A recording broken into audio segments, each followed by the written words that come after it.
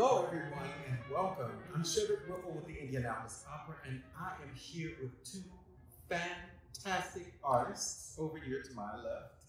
First, we have the amazing Angela Brown, soprano extraordinaire, and then we have Jared Thompson, the saxophonist, jazz musician, and an amazing just individual in his own right. So, we have a few questions we're going to talk to them about today regarding our upcoming opera, which is Charlie Parker's Yardbird, which is going to take place right here at the Madam Walker Theater at March 16th. So first we're going to go to Miss Angela Brown. And I have a question for you. What is it about Addie Parker that speaks to you the most? By me building the character of Addie. I had to do some research because this is an opera that was written for me. So I had to learn how to put skin on the bones, so to speak. She's a Black woman that was raising a boy child in the 20s, 30s.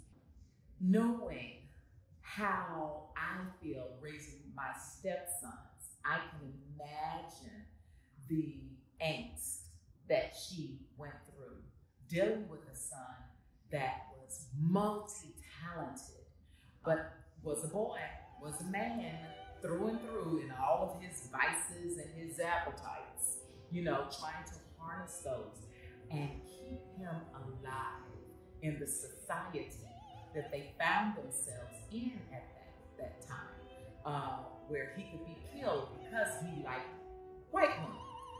And then he had a drug habit that was definitely something that she didn't approve of, but she coddled him a lot until she had to make the decision that he had to leave Kansas City so that he could live some semblance of life. And just being a mother that is concerned and worried about her children and wanting them to do the very best they could and achieve in this life. Addie Parker is every mother that I know. Amazing, amazing words. So, Jared, tell us, what is Charlie Parker's influence on jazz and music in general? What would you say? There are entire books and documentaries written about trying to answer that question. In a nutshell, what he did with the current state of jazz music is allow elasticity.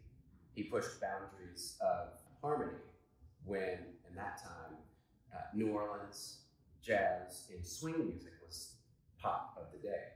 And so instead of relying on 15 voices saying one thing, he breaks it down to a small group. You know, in his era, he was only playing with 5 or 6 other musicians. And so it's more of a personal statement instead of a group statement. He was doing things with chords that other jazz artists weren't doing. He was bored, and he just wanted to stretch out. And I think what that did on music is it expands not only where jazz music went from bebop to hard bop to smooth jazz and what we are listening to now, contemporary music, because he was stretching and pushing the genre to continue to tessellate and go into different directions. That elasticity, that stretching, was the only way that he was able, as a Black man representing Black people, to not be fettered by society. That one place in the music was where there was no colors only. You can't come in here. Yes, you can go here, but you have to come through the back. He could go any direction that he wanted to, and encouraged others to go with him.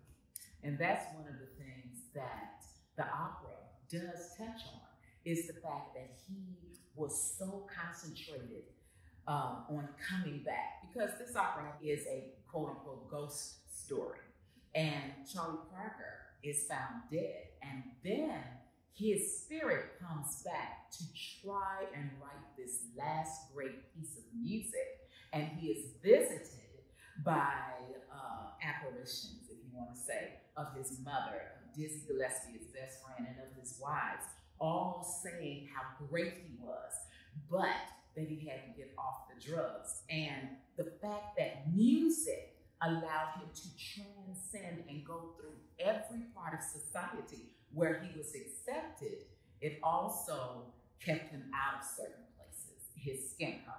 So this is going to be a show that everyone will find something that they can take from it, whether it's a moral story or a tune. Which leads me to the last question I have for both of you. Why an opera about Charlie Parker? Why not? It's a story. There are lots of operas out there about kings and queens and princesses and warring nations and love stories.